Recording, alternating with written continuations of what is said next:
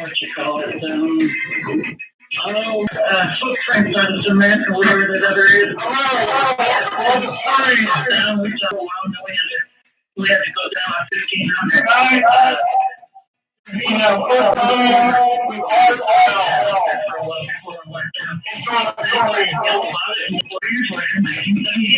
Okay, so the next thing, I'm just taking tours. I saw the dead in the trunk. I called the sheriff, he refused to come out. I called a researcher, and I don't remember who I called and research. UFO researcher, by the way. They came out, took pictures.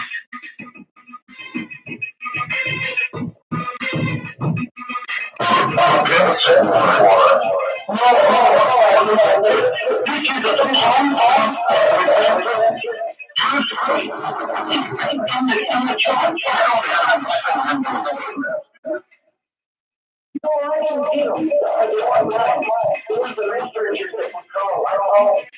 I never got any, I asked, and I never got any. Well, how do you find, The first I wanted that. how do you find a Bigfoot researcher off the cuff? I mean, you can't get a phone book on your feed. I called some UFO. It was a UFO researcher. It wasn't a Bigfoot. It was a paranormal Gotcha. UFO.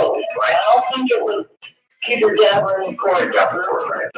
But anyway, he took pictures. Yes. Of the dents only. I don't know if there was hair. We didn't see. Believe me, I looked at that bumper. I looked at everywhere for hair. I wanted, I wanted truth. Yeah, that's something that you will never forget. And just a joke with me. This guy takes me over, a boyfriend of mine, right? 2 weeks later, he takes me over there on the bike. He goes, I know where Bigfoot lives. I go, yeah, right. So we go walking down the steps, and I go, what is that smell? And it don't smell like anything you ever smelled before. It's almost like a skunk and a bear. That's not bear, wet bear, right? It's just stinky worse than a human, okay? And then what does he go keep listening? He picks up a rock, and he throws it down the path. And all of a sudden, you hear the same scream that you have. Honestly, it's the exact kind of scream I heard, and I ran. I would too. I didn't see it. All right. Well, listen, thank you very, very much for the call. I would have done too. No doubt about that. And those giant tents in the back of the car are pretty bored. Well, we do shows on Bigfoot a lot, as you know. It's one of the things we follow. And there you have it. Sounds like a real story to me. And let's go to, I'm using my mind line. Hello? Hello? Yes, hello. Okay, my name's Russell, by the way. Russell, welcome to the program. And why do you think you're losing your mind? Well, I got something to do with the fact I've listened to you for 30 years or something like that. I don't know. But, Humorous, right? I love your show. And so Russell, actually, you're using this line just to follow up and say, I like the show. Oh, hell no. Well, right. Listen, Russell, number one, turn off your device. That's just say that whatever device is playing the show in the background. I will do the room. All right, is it better? Yes. Is that better? Great. Yes. All right, here's the deal. Okay. For years, I'm getting tired of hearing the same crap that I've been living over and over again. Okay? Seems like everything that I've lived through, I've heard on these radio shows, or I've seen it on TV, and whatnot. It's got the point where I don't even like to say the words, I'm an abductee. I don't like to say it anymore. It's ridiculous. And I feel ridiculous saying it.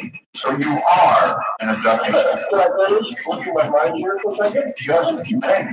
Also, I've been living in deja vu constantly for the last couple of years. And it's driving me insane. I'm sick and tired of living in deja vu. It's nuts. It's like it's as if somebody keeps saying freaking rewinds on me. So you're saying you're abducted again and again and again. No, only when I was younger. This deja vu thing is recently. I see. Okay. And the shadow people. Tired of hearing about shadow. I thought shadow people before they already talking about it. Okay. To me, the shadow people, what they were to me, what I was saying was, I'm laying in bed at night or on the couch at night, and then there's a little to the eyes of justice, or, you know. When you see these people that are darker than the darkness, it's like their energy absorbs what little bit of light there is in the night, and it makes their face darker than the night that's around. That's what it sounds like. It does sound like you're fed up. You know what it makes you feel better? I'm fed up with seeing my life being replayed. You know what it makes you feel better? What? Somebody's nagging on your back. I'm mad as hell. I'm mad as hell. I'm not going to take it anymore. Yeah, well, I say that every day to the old lady. Is that what I'm hearing in the background? Yes, absolutely. I mean, try it. If you don't make it doesn't make you feeling, I'm mad as hell, and I'm not going to take it anymore. I'm mad as hell. I'm not going to take it anymore. We're replaying my freaking life. All right. See, you already feel better. I'm sure you do. Although I can tell that you're slipping away. Jack, you're on the air. Evening, Art. Good evening. Are you by chance a fan of Doctor Who? Yeah, somewhat, sure. Do you remember a couple of seasons ago they had a race that they brought into the show called The Silence? No, I'm sorry, I don't. You should definitely look them up. I think they're based on the Shadow People. Well, you like that last part. You understand that. I can understand them. I can understand them.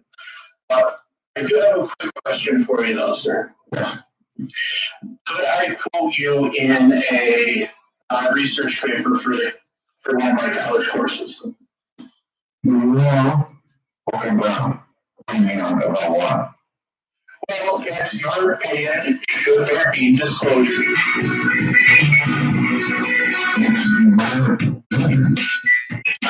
I know. Should be disclosure? Is that what you're saying? Well, my paper is on. Is a debate paper on should there be UFO disclosure? And I would.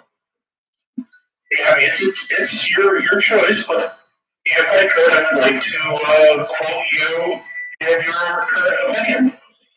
And then, I want you to listen carefully because I do not necessarily have the opinion that there should be disclosure.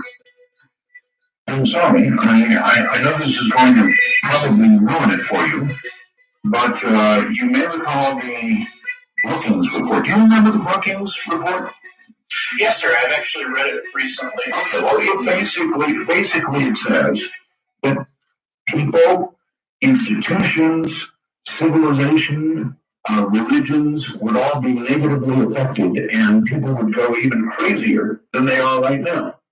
And that's not crazy now. So if you actually had disclosure, if like the president of the sat down and said, American people, I want to disclose tonight that we have been, or how about this, that we are being invaded by harlots, by what are called Cubans. Imagine if the president sat down and said that. Already the girls, according to an earlier caller, are giving it away. I mean, my God, what would happen? So you want to write all that down, Charlie? I'm definitely, if you're giving me permission, putting that in my paper. You put it in your paper. You want me to set up now? I absolutely will. I will send you a copy. Actually, I am a time traveler, so I will be able to quote you word for word. Thank you very, very much for the call, and take care. Now, going back to, I'm losing my mind to mine. Hello? All right. Push the wave one. I'm losing my mind to mine. All right. Push the wave one. Let's go instead to... Looks like you are getting the Saskatchewan, if I had to guess. You're absolutely right, Art. How are you doing today? Well, I'm beginning to slip on now. I don't wonder why that happened. Okay, that sucks. Come on, so Okay, so this happened. I actually called into the first one and I told you about me missing 3 hours, but I went home from a friend's place, which was a mile and a half away. yes. To finish off the story, I remember what happened. I was driving and I ended up going to a gas station. And my keys to people. And they looked very familiar. But I couldn't place them at the time. There was this guy in the Charger, a farm tractor, I remember distinctly, and he was going in the car with his girlfriend, and nodded to him, nodded to her, in communication, whatever. I later realized that I'd seen my parents before I was even born. And then I told Dad about asking if he worked at the gas station, and he goes, well, that's back in 1977, before you were even thought of. You saw your parents before you were born. Yes. That definitely qualifies. How do you know for sure? I mean, if there's no question in your mind about what you saw, who you saw. No question, no. My parents haven't changed that much. And then my dad showed me a picture of my mother from high school that he said was in her wall. Same picture, and it was her. And I talked to my mom, she told me to go to school. I was she was married. And then also she had yeah, I thought that was the attitude on your father when you were born. And I didn't know about this before. Yeah. And it was kind of crazy. Kind of crazy. It's really crazy. I don't know what to say to you except, I don't know preview. And that's what I'm feeling all that the meeting was me trying on them to see what they were in before I came here. I don't know, I'm trying to figure out this thing. I ended up on a church psychologist and so he said, these are stories about happening to people before. There's their explanation for it. Yeah. If you had another opportunity to see your parents before you were born, what would you say to them? Well, I thought that's a good question. If you need me on me when I wake the day, I don't know. That's a good question. How about Joseph? Don't do it. Yeah, I'd love to be around your home. I'd love to be around you. That's what I'll do. And then I go back on the restaurant 3 hours later, and what's funny, like John King was when he was in 79 before I was born. All right, so thank you. I just don't get better now. Well, you're not on phone to it. Over here. And then, Hello, Chris. Hey, how you doing? Well, you're listening, right? Oh, yeah. it's strange, but I'm having fun. Hey, I have a cancer question. Yes. I remember when you had Dan Aykroyd on? What is that? Dan Aykroyd, he had a documentary on about him. I think it was a very short appearance. I met him recently. He was at a tour around my city, and he's selling some sort of vodka, like a crystal skull vodka. Crystal skull vodka, really? Yeah. Any bottle of vodka with a skull on it, that'd be warm. It's named after the skull. Crystal skull is nice. I should have him on. He is a great guest, and especially with Ghostbusters, the new movie coming out. That'd be great, have on. That'd be fun. That would be fun. So I just started calling in and say, hey, how about Dan Aykroyd on? He's a great guest. All right, I'll consider it registered. Selling vodka, crystal skull. Let's go to Kansas. I'm losing my mind at line. Hello? Hello? No, it's probably not that. Yes, say something. Right now, are you there? Yes. Yes, this is the listening line. Yes. Yes, so, that's effectively the line. Are you going quickly or a little bit at a time every day? Quickly here. I'm fighting this thirst for blood that I've got right now. You mean you don't need human blood, do you? Yes, I do. You do? Yes. I like to take frequent walks in the woods we have here at night, and I was attacked, and I'm not sure quite what happened because it was just a blur. Yeah, let's go back a little bit. You were bitten by somebody?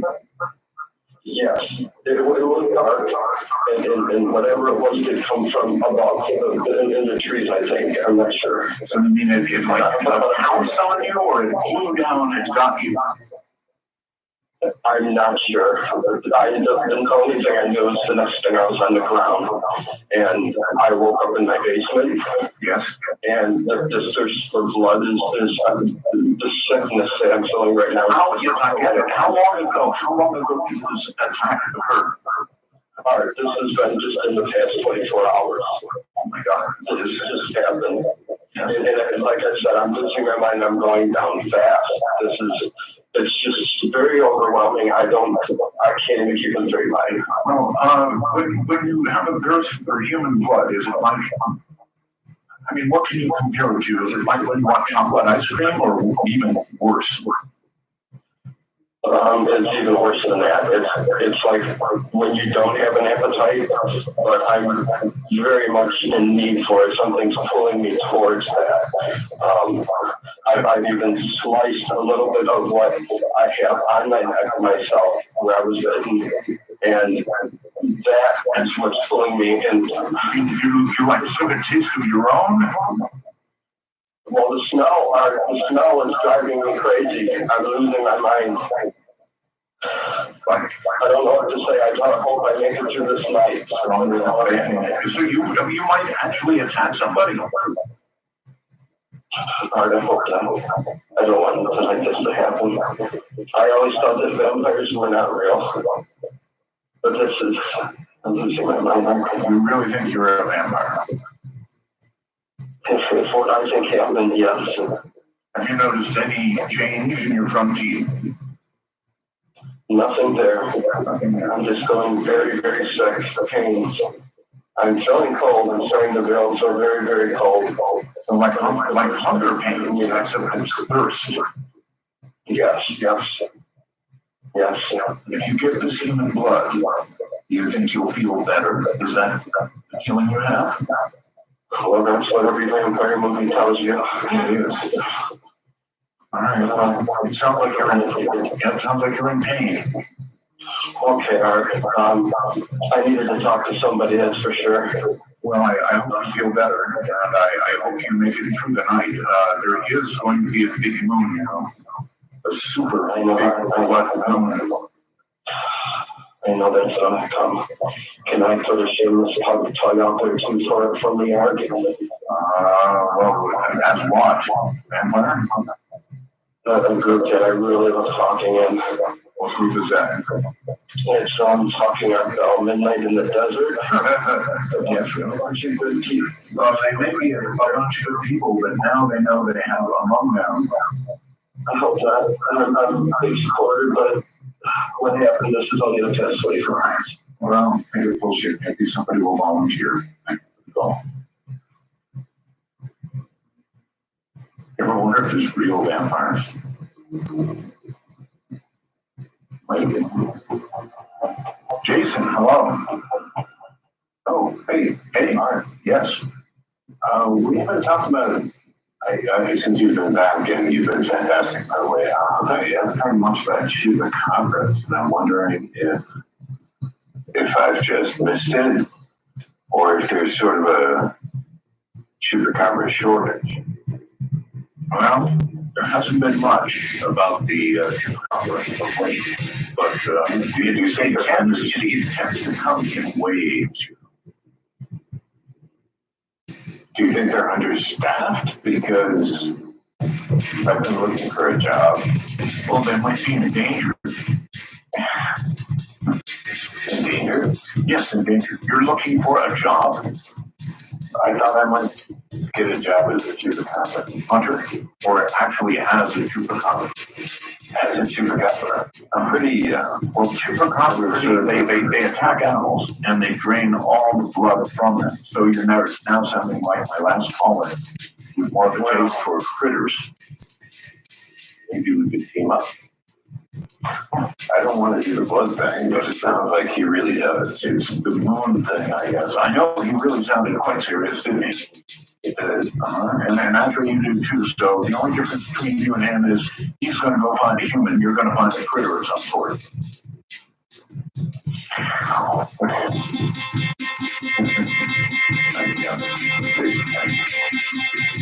And good luck with that. You're on the air. Hello. Hey, Art, it's Tom from Florida. Yes, hi. Sorry, I'm just laughing at these last two callers. They got some problems, I think. But anyway, I have two things, if it's okay. The first is about last night's show. I heard something, I don't know, it might have been on one of your older shows, about how possibly the reason why these beings might be doing tests and things on us. Yes. Is because they're interested in the human soul.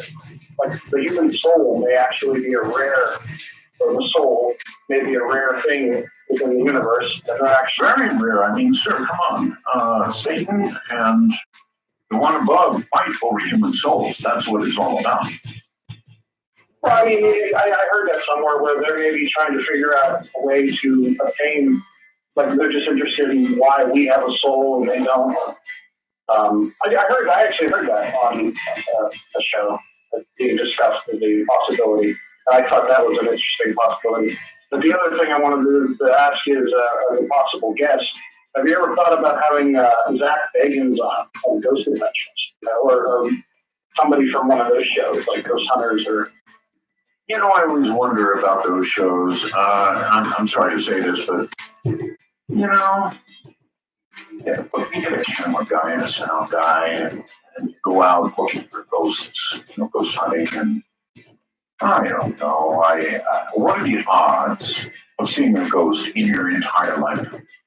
So then what are the odds of having a camera crew and a host, and then see where I'm going with this, right?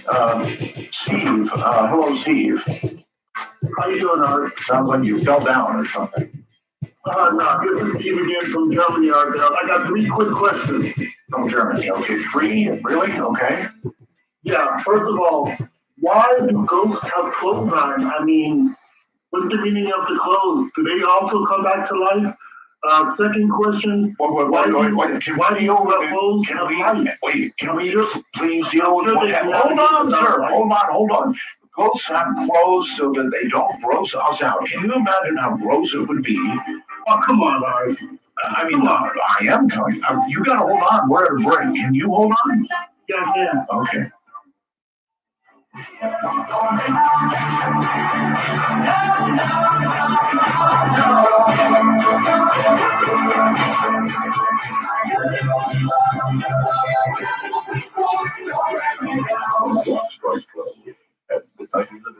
How we package your way on the dark matter digital network to overshow. Please direct your fingertips to dial 1-952-225-5278. That's 1-952.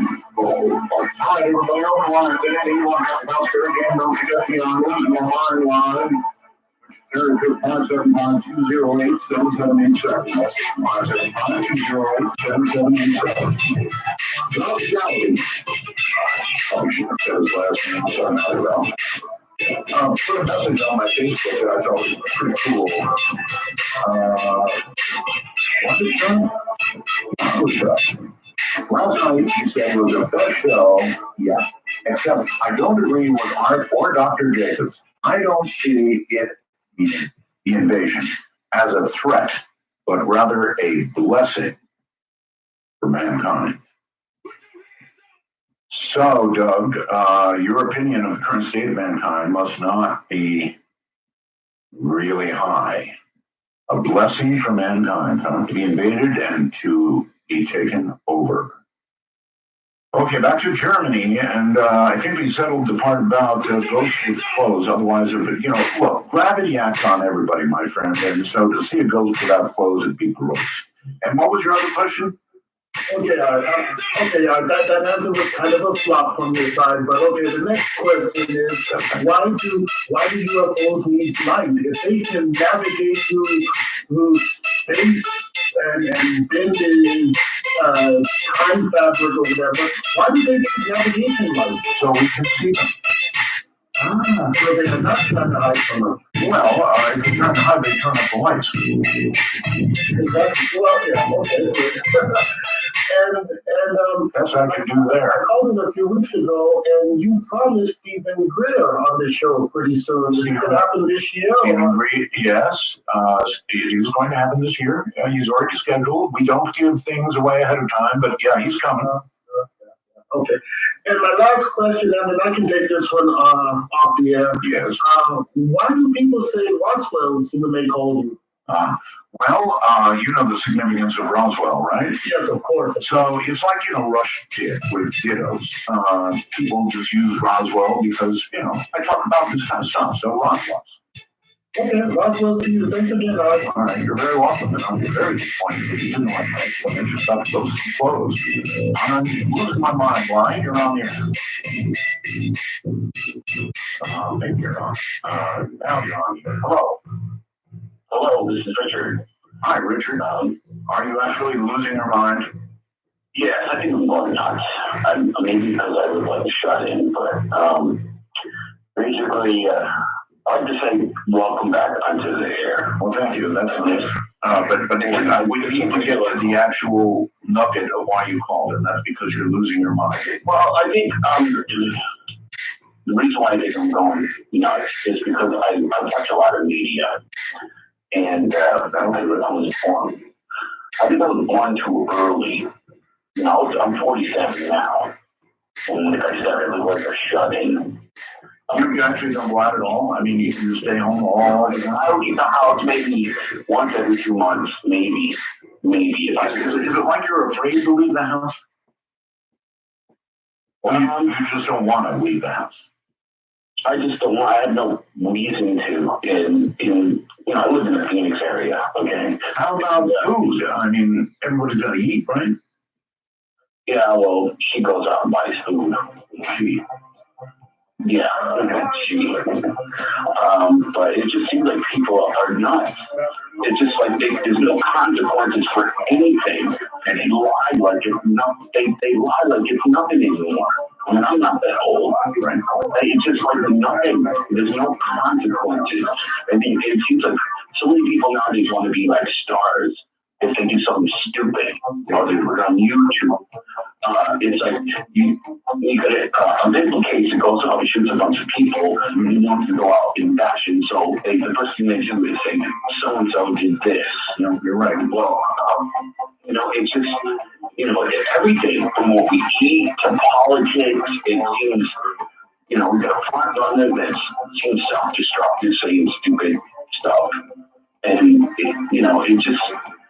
it just seems everything seems out of balance. Well, maybe we're about to elect somebody who's losing their mind. Well, if this person isn't self-destructive like a lot of people are, if he doesn't, and he means what he says, yeah. Well then, it's hard to say, but I think maybe that things might go and people have a different attitude. Seems like people are like hopeless. There's like no consequences. People just do whatever they want and they don't think. They get in a road rage. They don't care. They don't go to guys that have a gun or breaking into people's houses when they're home. Yes. Do you feel mad as hell? And ready not to take it anymore? Yes, I am mad as hell. And the thing is, you can't do anything because what are you going to do? I don't know, but The law. Actually, everything's against the law. I mean, it's like, I feel like an old timer because I remember when you could smoke on a cross country flight. I tell my daughter, I'm like, I remember when you could light a cigarette on an airplane. No, I don't smoke anymore now. You've been in prison, but it's like, that's what I'm saying. Everything's backwards. You can't smoke, but you can smoke weed.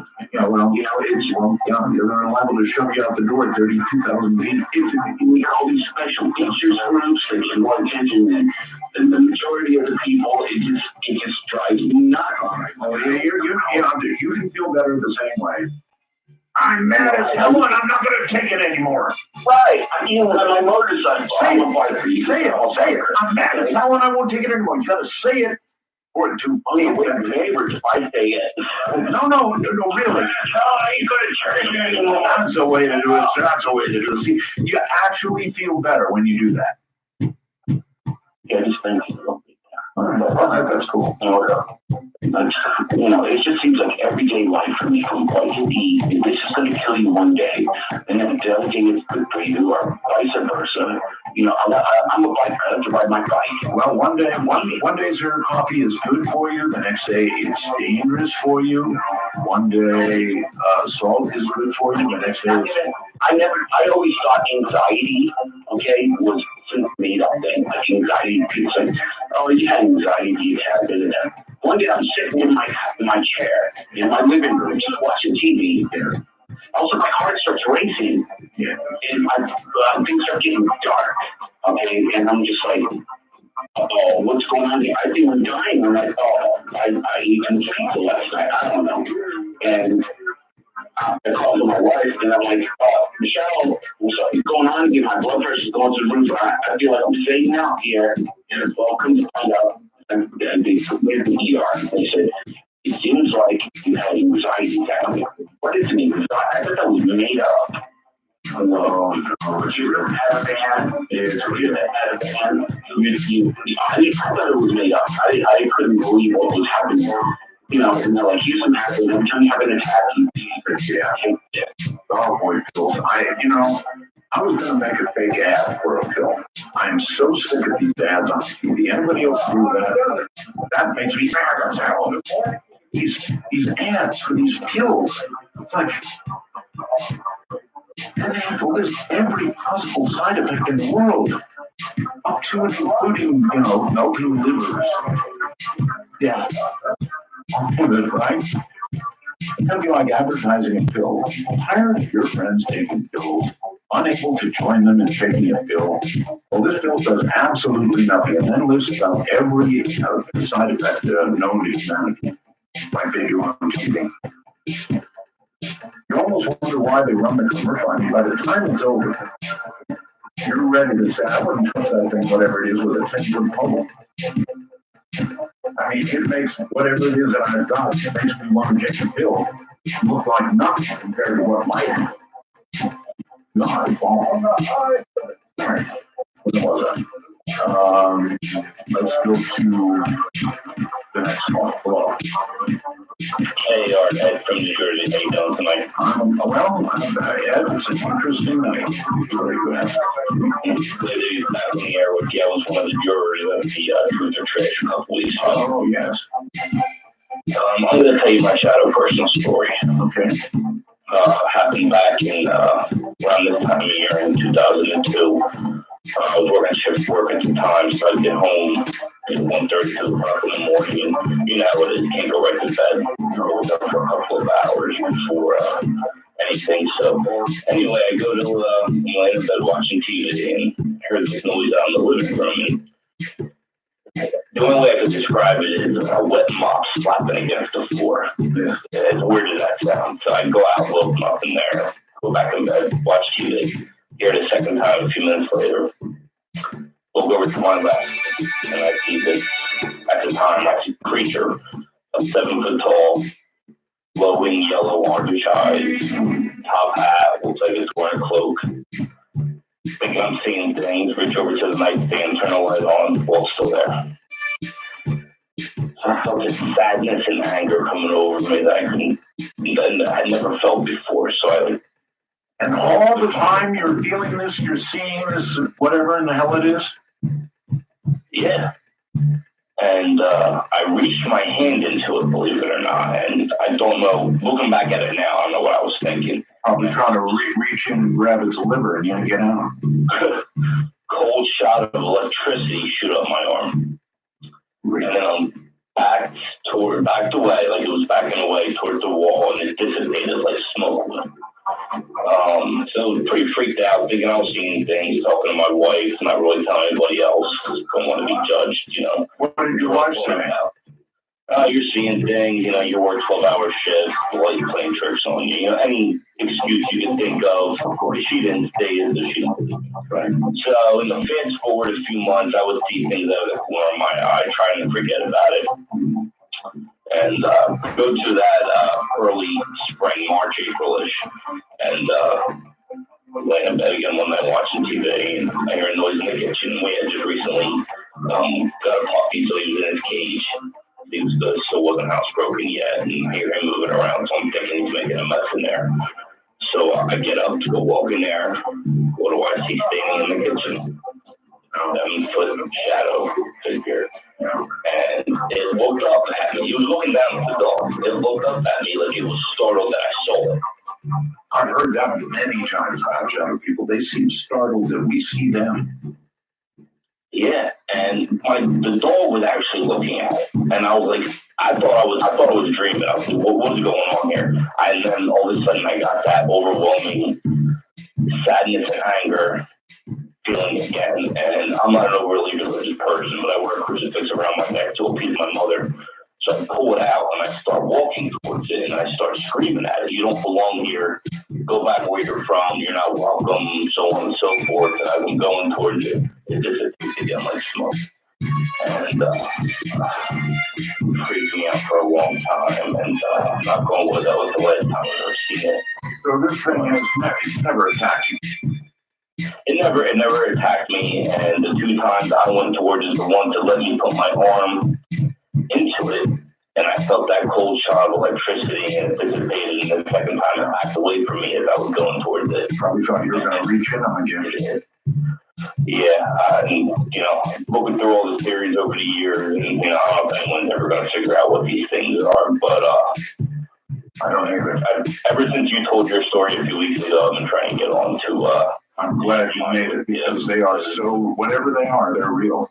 Thank you very much. Look, whatever they are, there's something. It's not nothing. What I saw was real. To my right, to my rear, and to my left. It was absolutely a manifestation, a real manifestation, not a trick of the eye, not a floater in the eye. As it, when you look these things up, they try and tell you what you probably saw. No way. I know what I saw, and it was real. Hard term, hard word to use, real. It was something. I'm going to try to put this. It was something. Let's go to I'm losing my mind line. Hello? Are you actually losing it? Yes, are you losing your mind? Yeah, like the guy that called earlier, the constant deja vu thing. Yes. That's started happening to me, like about 2 months ago. And I got deja vu just like any normal person my whole life here and there, every once in a great while, maybe once every couple months or something. But the last about 2 months, it started happening. Like I was getting it like once a week or so. And then it's been increasing to where it's happening like 20 to 30 times a day. 20 or 30 times? Wow. Okay. Yeah. Well, maybe you are slipping away. Yeah, I don't know. It's really weird. And I went to the doctor and told them about it, and they just kind of laughed at me. They laughed at you? I don't know. Yeah, just kind of filed it under you're having anxiety about things. Yeah.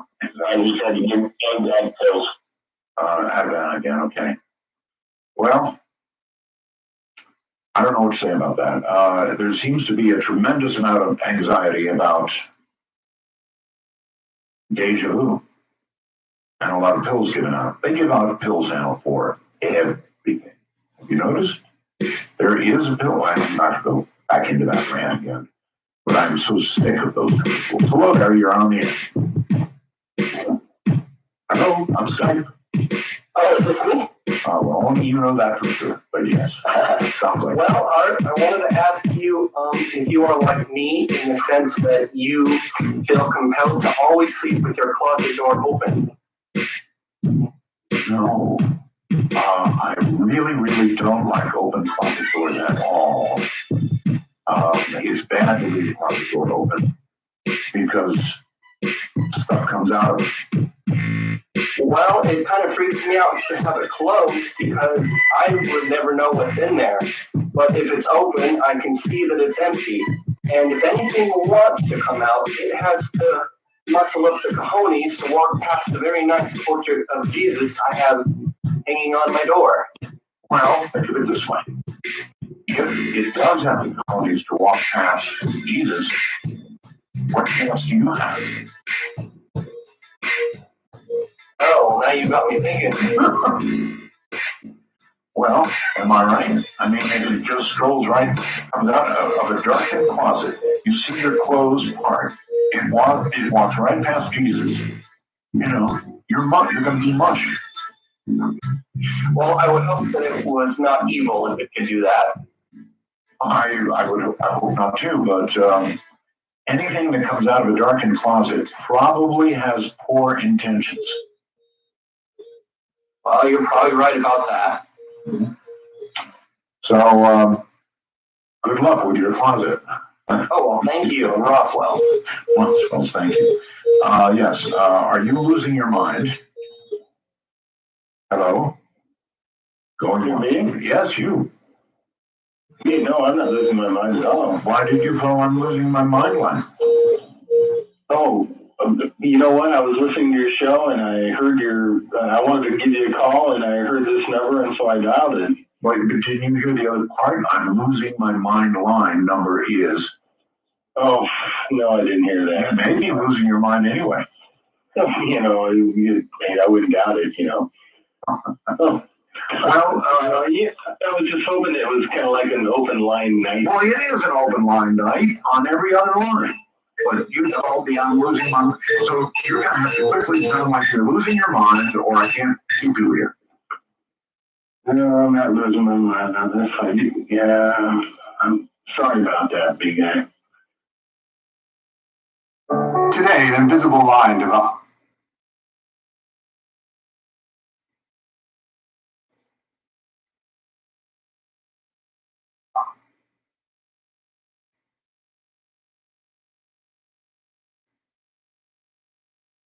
On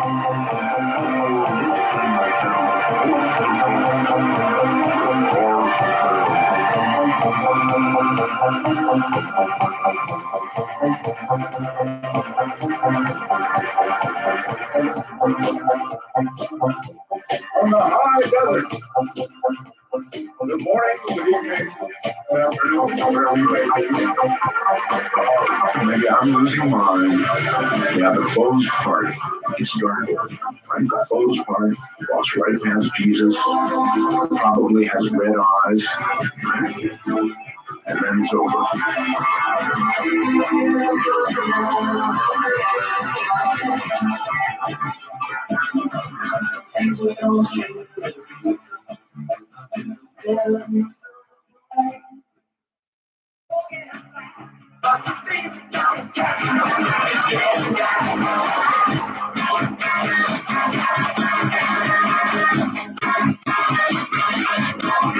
You're raging into the night with Midnight in the Desert. To be part of the show, please call 1952. Call Art. That's 1-952-225-5278.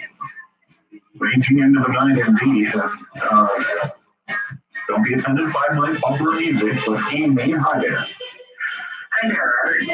I had a funny story, and it's regarding the very subject you just mentioned, bumper music. Oh. And I had a coincidence. Did you ever have a situation that you're thinking of a song and then it comes on the air? Oh, yes.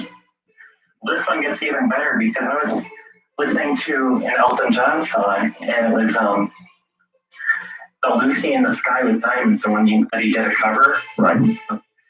And I said, I'm not really a big fan of covers to my neighbor who was over visiting, but I like this one, and I also like the Bananarama. Oh, yes. The Venus song. Yeah. You know, the shocking. Something about that zone. I don't know what it is, but I love it. And that's what came on as the very next song, which is, you know, maybe a 1 in 5,000, 1 in 10,000 chance. I would say, maybe you were reading my mind, Little Miss Hybrid. Maybe so. And then, you know what else happened after that? You bumped it twice tonight at the very beginning of the show, that same song. Well, what I actually did was I played the beginning of it, and then I let 2 minutes of it go, and I played the last part of it, so it would seem complete. Well, in any event, still, it was just to complete it out like that. You know, the chances of that happening within a 2-hour span is pretty amazing. And my whole life is like the X-Files. That's just the beginning, but... Hey, you know the X-Files is coming back, right? Oh, yeah, and I'm really looking forward to that. So am I. They should have me on. I think so.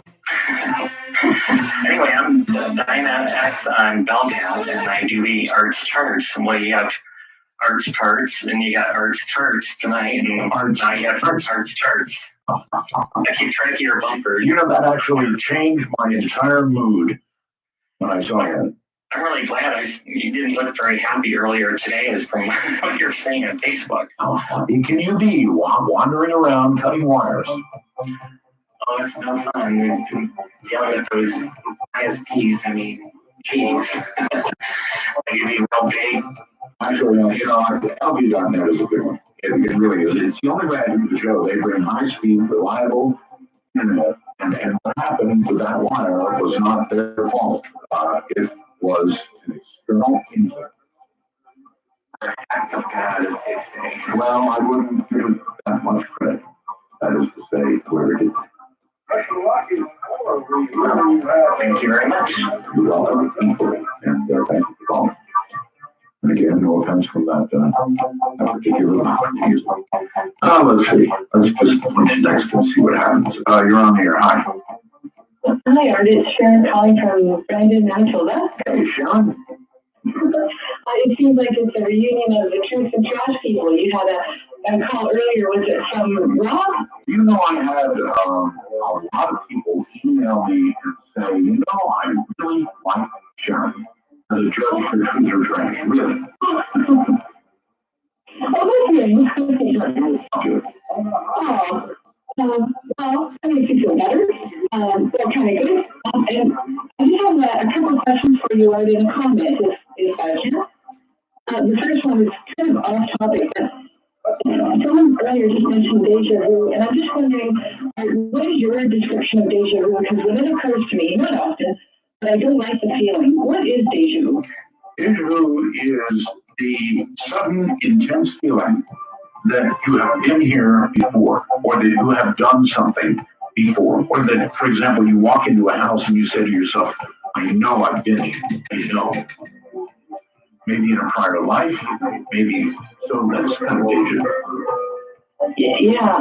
Yeah, I don't really like it, but it doesn't happen that often. But Sharon, you want to have some fun? Okay. Since I know you, I'm going to put you on the line with somebody who believes they're losing their mind.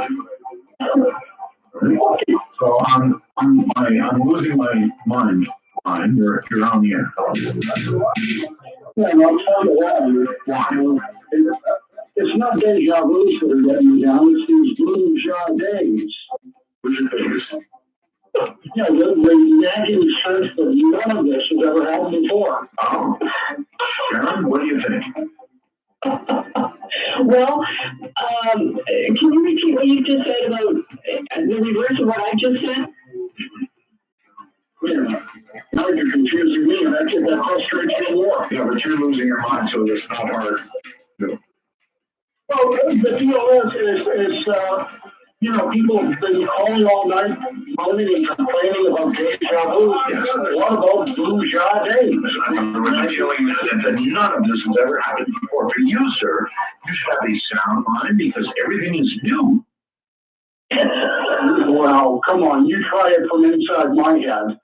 See, and here's the thing, what is the negative part about losing one's mind? I mean, in my experience, I'm not so much losing my mind as my mind is losing me. Because I'll tell you, the mind will get you into more trouble than that guy over in Switzerland, where the ladies are doing weird, kinky things on the first date without even knowing his name. It's very insulting. Do you think there might be some truth to what he said? That you think so, Sharon? Yeah, I do. I think I did. The original reason why I called Art was it's kind of related to some myths that you had, a couple of them. I just love your show because, well, I laugh, but I also learn a lot of things. And there was one gentleman, I believe it was Father Jeff Ashcraft. Yes. And the other gentleman was talking about near-death experiences. And what kind of pulled at my heart or just really stuck to me was one with Father Jack as to what's going on in the world right now. He mentioned a kind of a spiritual warfare, and that what really was significant to me was when he said that other beings are not like us, maybe because they're envious or hateful, that we are made in the image and likeness of God. And that is why certain beings or evil hates us so much. And that rang true for me somehow, and I just had never heard that before. Well, see, caller, you've never heard any of this, so you truly are losing your mind. Oh, yeah, and the thing is, the Pope was so refreshing for himself, he's probably without Trump. I couldn't agree more. Thank you very much. He is right about that. Score Trump right off the screen. Sharon. You're not going around giving yourself away to every guy like a rock's going to hit the planet tomorrow, are you? Well, no, I'm just surprised that the people, maybe some people find life so without meaning or without conscience or I don't know. It's almost when you were talking earlier, Art, I wanted to say, hey guys, turn off the TV. Just turn it off. I don't watch TV anymore. And I don't, I started to laugh when you were giving this rant about the medication.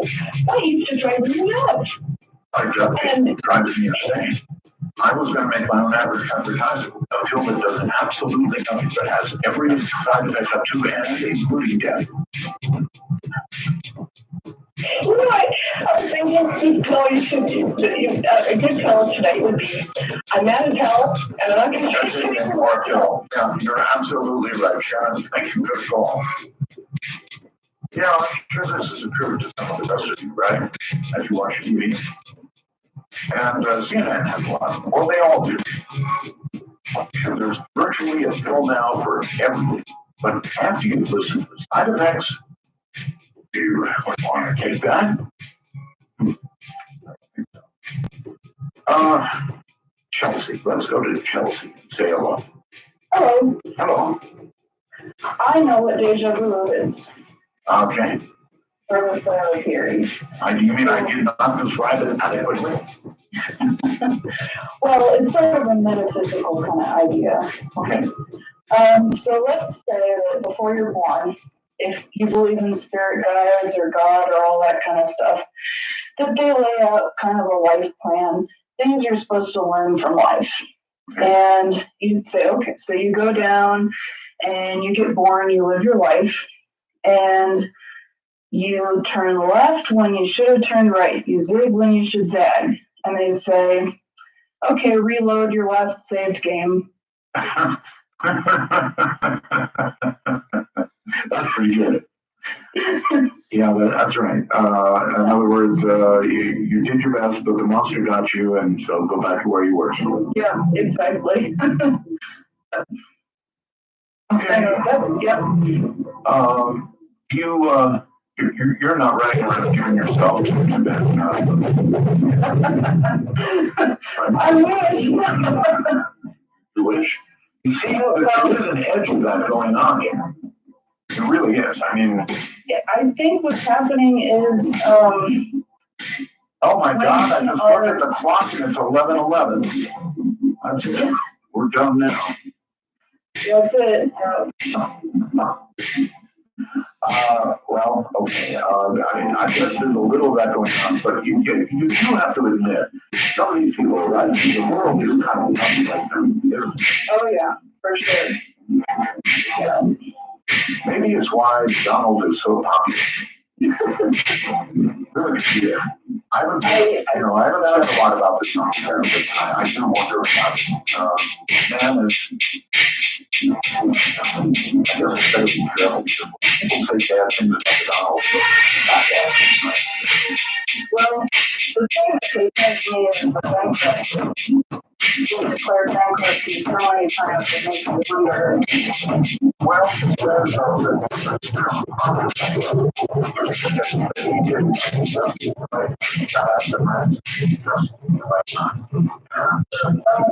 Taking business classes right now, we just had the CEO of a furniture company come and talk to us about bankruptcy. So I'm like, you don't want to declare bankruptcy. It's bad for everybody. People that are wanting to buy, it doesn't just affect, it's not like the person that rents a company and they declare bankruptcy. Well, it's not just them getting away without doing everybody happy. a lot of bad things happen to people are certainly at work, at jobs, walk away at the right time. But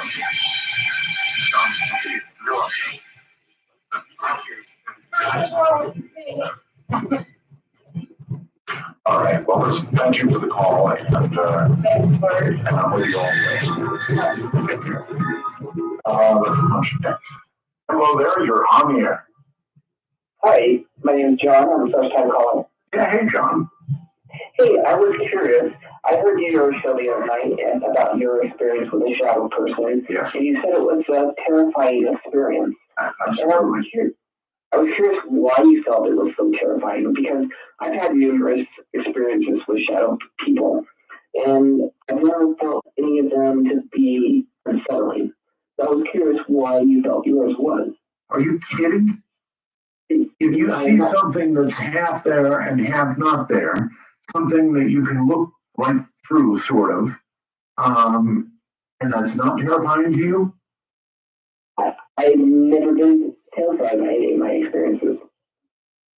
So you're telling me that for you, this is the norm?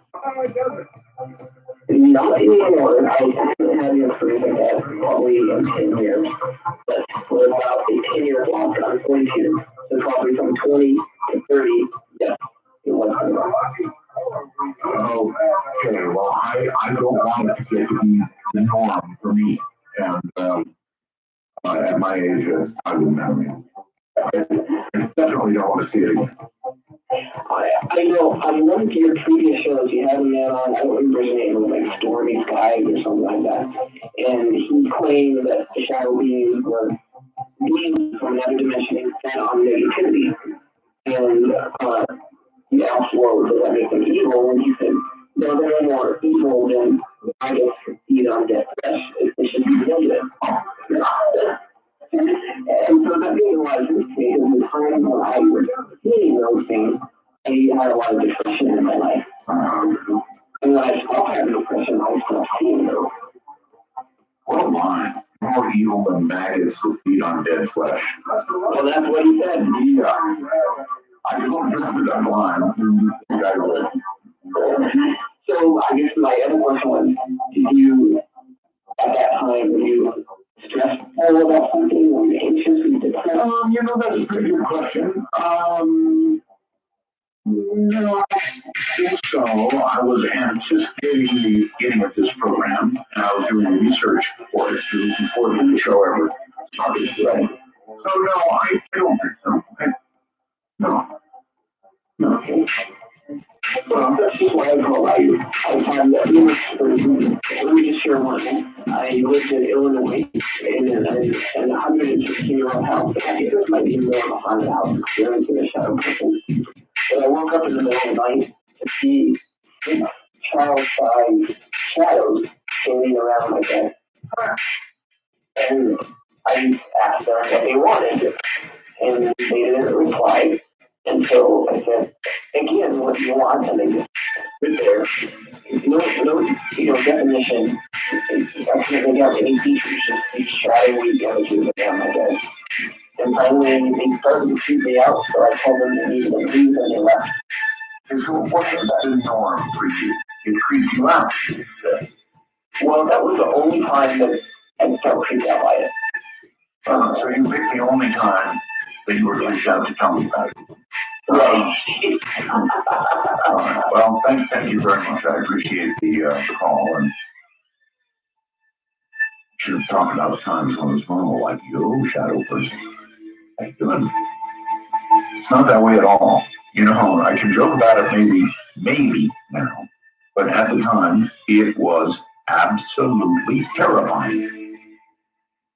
I don't back away from that 1 inch, and if it happened again right now, I would be completely terrified. I mean, you just don't.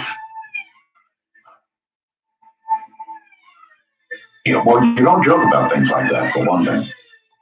I don't know what these things are, and I don't know that I want to know. They really are frightening, but I'm trying to keep it lighter than that tonight. Vancouver, you're on the air. Hello, Art. Hi. This is Howard. It's good to finally talk to you. I had a little experience, and this is open mic night. So I wanted to tell you about a little experience I had. What brought this to mind was this fellow we had on several weeks ago that was talking about the disappearances in National Forest. Oh, yes. Things of this nature. Well, I had something really odd happen to me back when I was a kid. I think I'm probably pretty close to your age. And, if you remember back in the 1950s, they used to sell these little mostly airplanes, that you could buy them for a dime, and you could, they were little fighters, is what they were. I recall. Okay, and I had one of these, and we had a pretty large backyard, and it was a summer day. I was having a good time tossing this thing around, and I gave it a toss, and it made a big circle, and landed on the grass right behind the small clump of woods out there, about 20 feet away. And I made a beeline right for it, ran over there, wasn't there. I must have spent the better part of an hour out there just scouring every square inch ground. So in other words, it was gone. It was really gone. I never saw it again. And that was 60 years ago, approximately. And it just brought that to mind. Well, about that long ago, I was having a picnic with my family. I was young then. We were just sitting there enjoying sandwiches at the beach. And a plane, just like that, landed right in the middle of it. Oh,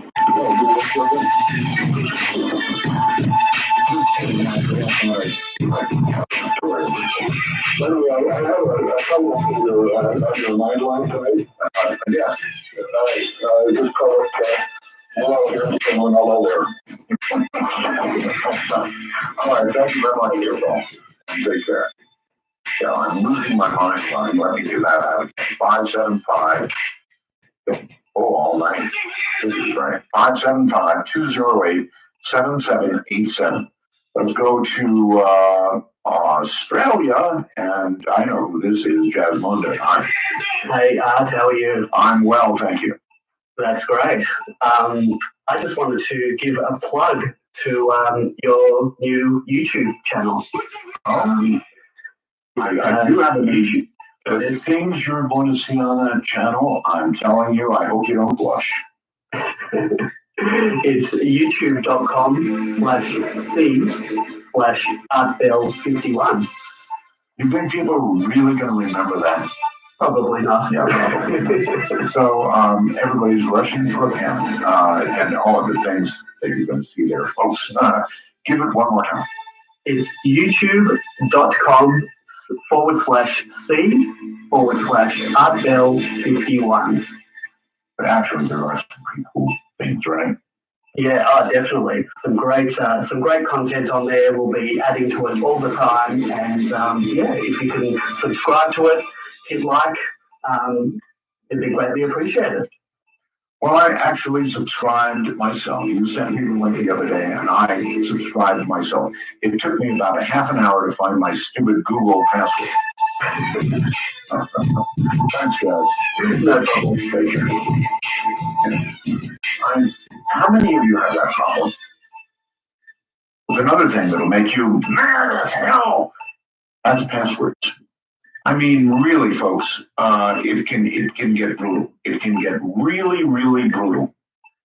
In this modern day and age, you have to remember passwords for everything. And then, embarrassingly, when you don't, you have to click on forgot a password. Then you have to run to some old mailbox that you had and pray and hope that it's there. And then, of course, you'll forget it again. Unless you're like my wife, and then she has a little book full of passwords. That's really the way to do it. Okay. Somebody who dubs himself Quick Guy and looks like a dog. Hello there. Hey there. Hi there. Back away from your mic a little bit. You're pretty loud. Yeah, sorry about that. It seems to happen every time. A little bit better now. Yes, it is. Oh, it's been quite an interesting night, hasn't it, Carl? Oh my goodness. Yeah. I wanted to mention a couple of guests ago, somebody brought up the concept of souls and how souls are special. Yes. And it instantly made me think about that other night that I called in when you had that witch on, who was definitely 100% bona fide witch. Oh, she definitely was. And the whole concept of souls being special and how souls are rare made me start to think about, how there's 7 billion people in the world, population's continuing to climb, and just more and more youth these days. And I say youth. Maybe it's actually, sir, maybe it's cheapening souls. The fact that there are 7 billion doesn't somewhat cheapen the whole thing. Yeah, that's kind of what I wanted to ask you, Art. I'm sort of wondering if souls are so rare and they're so special, and maybe if reincarnation does exist, if that sort of thing happens, all the evil people in the world, all this younger generation that doesn't want to learn anything, and it all comes to them through the internet, and so they fill their minds with just the most base desires, and I'm hearing more and more of just the most awful crimes happening in the world. And I just want to get your opinion on that. If we've run out of souls, and so all these soulless people running around, it's just going to keep climbing and climbing and climbing. Pretty scary. When do you think we actually ran out of souls? I would probably say, I might get a lot of flack for this because of the age of your listeners. I'd probably say around the end of the Second World War. So, about the time I was born. Right around, you might be right off the cusp there, or you got lucky. I'm on the cusp, no question. June 17th, 1945, so really close to the end of the war. I mean, the atomic bomb came in July. Yes. So, yeah, August, I believe, August 6th and August 8th. Was it? Okay. And so June, I was just before the end of the war. Wow, that's quite the time to be born, actually. Very interesting. My great-grandfather just passed, and he attended the 1936 Nazi Olympics. Oh my God. Yeah, I have pictures of him in the stands and stuff. So past about that date has been a bunch of soulless people being born, and we are now bearing the brunt of that. Well, so many people died during the war, right? And then so many others came afterwards with the great baby boom. And somewhere along the way, I just think that there's just not enough souls for all the bodies going around. And so as you look out over crowds of young people now, you see them as a bunch of soulless people. I see in some youth, not all of them, definitely not the majority anymore, but I've seen some youth, I see the look in their eyes where they have an old soul, you know, where they look, but they also see. They're not just looking and passing and forgetting with the goldfish 10 seconds later. They're actually paying attention, they have that spark. That's the only way I can describe it, that spark. And I know that they're going to be all right. Hopefully they're the ones that become the politicians and not the ones with the 10-second span. And then, but how many of them in stages look like well? Well, I'm a halfway to the next cup kind of guy instead of a glass half empty, glass half full. So, all right. Thank you very much for the call. Take care. Michael, somewhere outside the country. Hello. Hi, this is Michael in England. Yes. Oh, that was jolly. It is wonderful, actually. Good morning here. It's lovely to speak to you at a time when I'm away, which is fabulous. Yes, what time is it actually? It is 7:30. Okay, so the sun is near the sky. It is near the sky, it's gorgeous. I'm looking out over the River Thames, and it's just wonderful. Sounds nice. What's up? I was reflecting on Dr. Long that you had on the other day, regarding the experiences. I had an experience 20 years ago, where I left my body very convincingly down on myself. I was continuing to dance like a madman. Was it a near-death experience, or it wasn't a near-death experience? But I'm wondering, because at the time I was under the effects of ecstasy in a kind of rave club. Oh. And it was a completely convincing experience. I could see myself still talking to my friends, still dancing, being, quite lucid. But from, and this was chemical. I don't think it was anything spiritual, kind of important at any, higher level. But it was completely convincing, and it was very enduring. It really lasted for a few minutes. So I just wonder if something going on in the mind chemically. Hurrying it up, and you went to the ceiling, saw yourself on the floor dancing. Yep, sounds like a madman. What was the time incredibly hard jungle music. Hard jungle music. Okay, so what did it feel like to be out of your body? It felt extraordinary. It felt wonderful. It didn't feel frightening or jarring or kind of unnerving. It just felt under control. Under control. Yeah. And I used to think Gift-giving was stressful, and then I discovered Harry and Dave.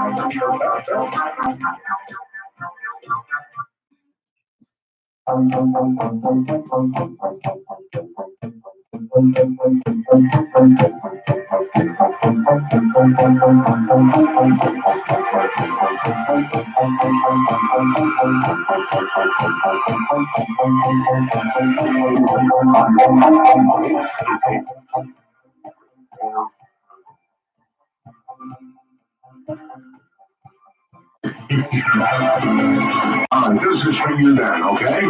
All right, thanks. All right, you have a good one. Enjoy old.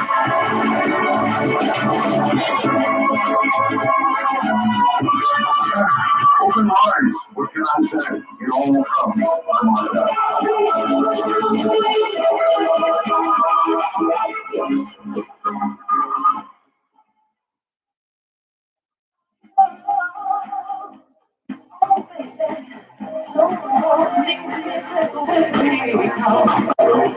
Somebody sent me a remote message. Here's what I said. My fuel, they say, should be called Anatol. Want to take a ride from the high desert and the Great American Southwest? This is Midnight in the Desert, exclusively on the Dark Matter Digital Network. To call the show, dial 1-952. Call Art, that's 1-952. 225-5270. Open lines. Actually, anything goes. I do have, I'm losing my mind line, which is area code 575-208-7787. Going to that line, you are on. Hello? Yes. This is Michael. Hello, Michael. Are you losing your mind? Yes, I am. Are you far along in the process? So I already lost my mind. I was trying to follow your conversation from one of your guests and callers earlier. Yes. And I was following along, and then the conversation started on about things. Like I said, what did he say? And I couldn't hear what the other person said. And I started following the conversation, and I was like, I'm losing my mind trying to follow what he said. What were we talking about with virgins? The vessel virgins, yeah. What was that about? What was it about? It was just sort of something somebody said. Well, it was probably just the word version that caught your attention. Well, I definitely lost my mind, but I think you brought it back. Can I ask you a question? Well, no. If you return to common sense and mental health, then you don't belong on this line. Hello there. You are on the air. Hi, Art. Hello. This is Millie. Hi, I'm Millie, and I'm in Central Arkansas. Okay. And I got two quick stories for you tonight. We're talking about shadow people, and I saw one once. It was during the day. We were hiking up the Finger Rock Trail outside of Tucson, and it was just me, my husband, and a friend, and we were coming down the hill, down the trail, and I was next to our friend, and my husband was way ahead of us. He was running down the hill, and my friend says, "Wow, look at that!" And he stopped in the earth, and it was a shadow person. You're telling me 3 of you saw the shadow person? No, just me and the friend. My husband never gets to see them like this. All right. Well, anyway, it was 2 people, 2 witnesses, right? It's just me and a friend, yes, 2 of us. And he says, "Look at this," and we stopped and we looked, and the thing was running alongside of us, but it was up on the side of the hill, and it was in a terrain where there's no way it could be running, because there were rocks and cactus and things, but it was running along, and when we stopped, it stopped. Well, this is how people disappear in national parks, too. I know, and it knelt down. It kind of scooped down like it thought maybe if it's lower, we wouldn't see it. And he said, "I've seen these before." And I said, "No, I'm out of here." And we just started running down the hill, and I was calling somebody. I'm with you. I'm with you. It is. And I honestly believe that these things follow certain people. But like our friend Mike, he's seen these before, and I've never seen them before, and I've never seen them since. I just saw that one that day. Is Mike still alive? I'm not sure. We're not living in Tucson anymore, and I kind of lost track of him. He got a divorce, and things happened. But, yeah, you never know. No, you never know, indeed. Don't go to Alaska. Yeah, and then I've seen a UFO. My husband and I were in a park in Tucson. This is both in Tucson. And we were kind of in an argument. Things had happened. My grandfather had passed away. And we were taking care of my grandma, and she was a handful. And we were kind of arguing, and his back was to it. He was kind of laying back on his elbow. And I was sitting with him inside in the park, and we were talking. And I look up, and it was huge. It had to take up 2 blocks worth in the sky, and it was really low. It was like hovering right over where my grandma's house was. It was great, but I mean, it would take up the whole 2-block radius. It was silver, and it had like black. You could see windows in it. I never know like you welcome to the club. I mean, almost everybody you talk to has seen a UFO. Yeah, now here's the kicker.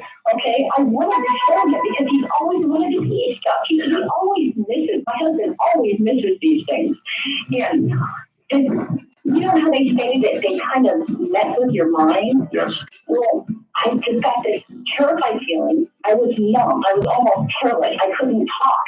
And I could hear it telling me that if you tell him, your life as you know it will be shattered. And I didn't know what to think of it, so I didn't tell him. And I looked down, and he was talking. So I looked down and talked to him for a couple of seconds, and I looked back up. It was still there. I looked down, talked to him for a couple more seconds, looked back up. I did that about 3 times, and it finally left. Well, good thing you didn't mention it, Joe. Otherwise, you'd be calling me on I'm losing lost my mind. Well, I would have already lost it. All right, thank you very much for the call. There are certain people who, see things that others don't. And there are really certain people, like her husband, that simply never see anything unusual. Now, that's almost worth a discussion in itself, isn't it? What is it about people that see things that others scoff and laugh about? Just more sensitive than other people? More open to that sort of thing? Or maybe they think about it to the point that they actually bring it on. Dale, on Skype, you're on the air. Hello? Dale, it's your turn. Going once. Going twice, Dale. Gone.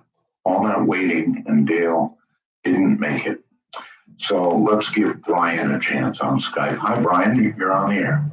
Hi, Art. How are you doing? First time caller here. Oh, welcome. I'm from Phoenix. Yes, sir. I just had an experience I wanted to share with you. Okay. Let's see. It was Labor Day weekend. I went up to Screams National Forest, the Mogollon Rim. And, sorry, a little nervous. I never called in before. Deep breath. And, let's see. So I knew it was going to be busy. Stop. Deep breath. Just take a deep breath and slow down. Okay. All right, there you go. All right. So I knew it was going to be busy on Labor Day weekend, so I took this, not like an access road. It was just, it was unmarked road. Right. I went about a mile, and I said, okay, it was the middle of the day.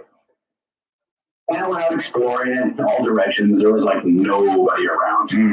So, nighttime hits. It was probably about 7:30, 8 o'clock.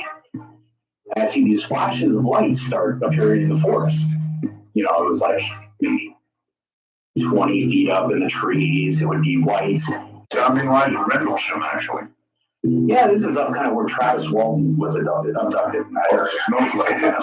So, and it would be like white lights and then an orange light and 20 feet up and then ground level. It would go on for like 20 minutes in this area. Mm-hmm. And then it would stop. And, about half hour would go by and it would start again. Well, I had my phone with me. I didn't have a gun or anything, no GPS, and when I got back, I heard a story about people disappearing in the national forest. I wish I would have known that when I went, but I think the only reason I'm here is because when I went and I usually do periscopes to everything from Disneyland to like paranormal stuff. So I had a lot of followers, so I just started periscoping the whole event while it was going on.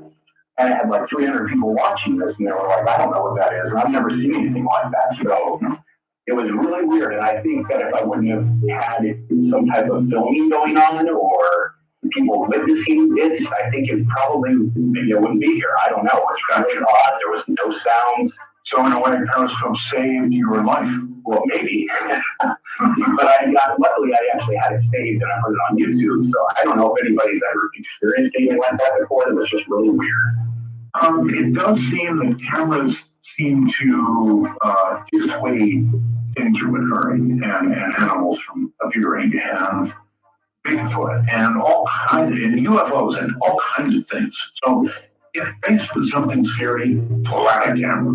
Yes, exactly. Gotcha. So it's on, tell me about it if anybody wants to look it up on YouTube, but it's crazy. I don't know how to explain it or what it was. But. Well, you did well. And by the way, when you took a deep breath, your voice went down a full octave. Thanks for the call. And in Toronto, Ontario, you're on the air. Hi, Art. Hi. You know, I just want to say great programming this summer. That was fantastic. What we had in the summer last night too with the doctor, but I'm calling more about Peter Davenport that you had on a couple weeks ago. I'm originally from Kingston, Ontario. I live in Toronto now, but he was talking about an event that happened in August 1995. Yes. Over Ontario. And I saw that object, and I wanted to add to that story. Would you hear about it? I would, and I'm sure Peter would too. Me and Johnny and Katrina were sitting in Tim Hortons rather late one night having a coffee. Our table was facing northwest, and we're kind of kitty cornered to the coffee shop.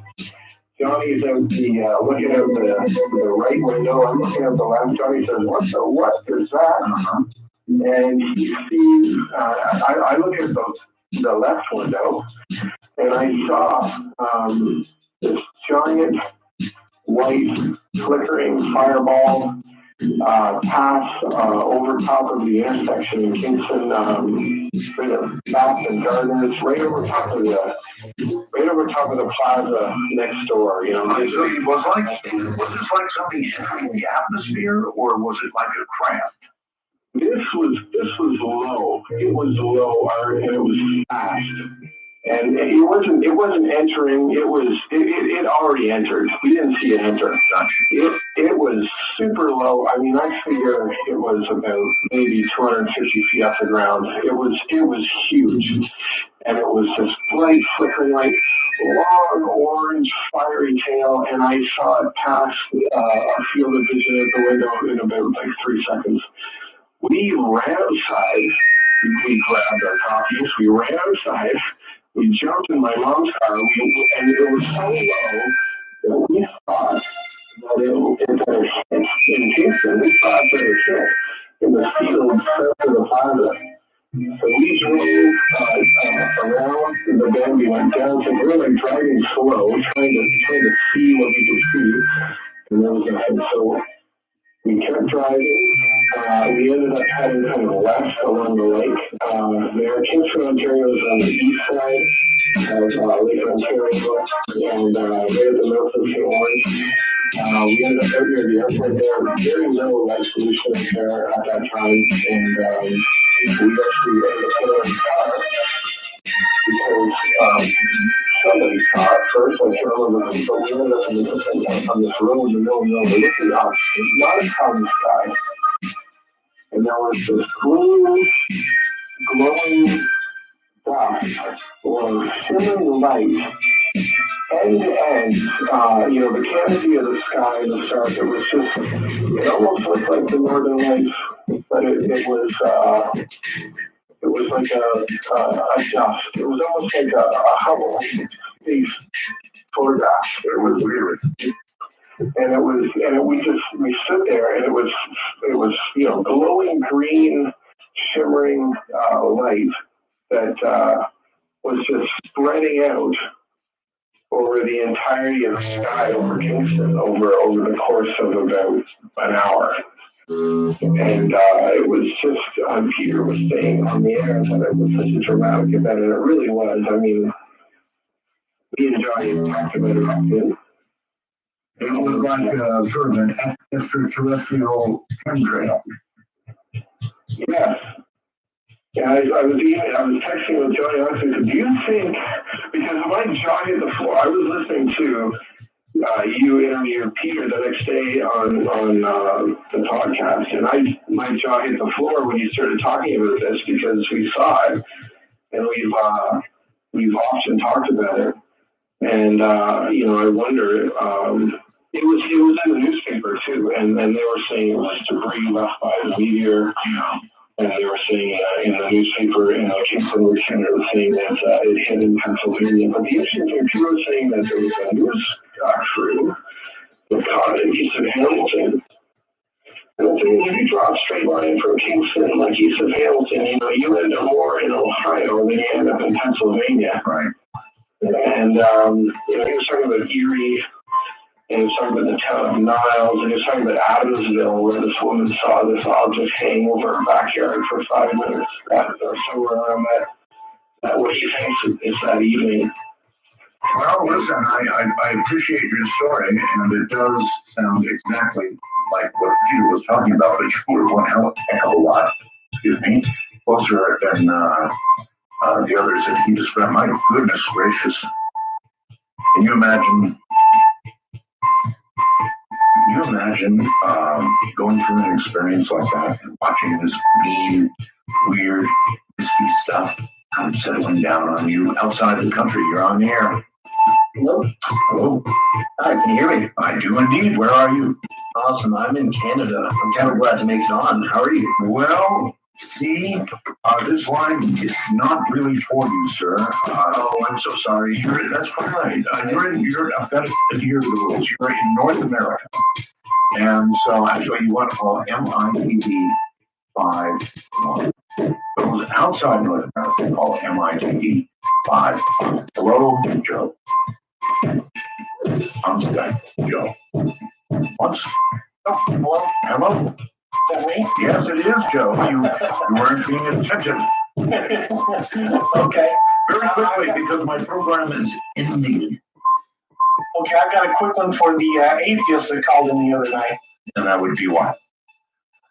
No matter what direction they look, the edge of the universe is about 13.7 billion light years.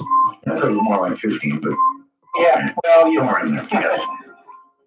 And so if that's true, then Earth has to be at the very center of the universe, and the Big Bang could never have happened because it would happen here. Well, so you think we're at the exact center, in other words, the point of the Big Bang, essentially? Yeah, we'd have to be. If the edge of the universe is, the same direction no matter which direction you look. Don't you think that's sort of, I don't know, egotistical of us to believe that we're the center of everything? Yeah, I'm just speaking scientifically. Well, I'm not sure about that. But I mean, if you even think it, that we are the center of everything. Universe. My goodness. And I thought we were kind of actually on the outskirts, like suburban. Well, I don't know how we could be if every direction we look is the same distance to the edge of the universe. Maybe that's all we can see. We can only see out that high. I get your point, though. All right. All right, and it's the last point that's going to get made. So thank you very, very much for calling. All right, thank you. Right, take care. And that's it, folks. Amazing. Open line. We'll do it again. We'll be back Monday to do it all again. Hopefully, it will not be a night of invasion or Dr. Jason. Correct. I just will. I'm going. Good night. I just.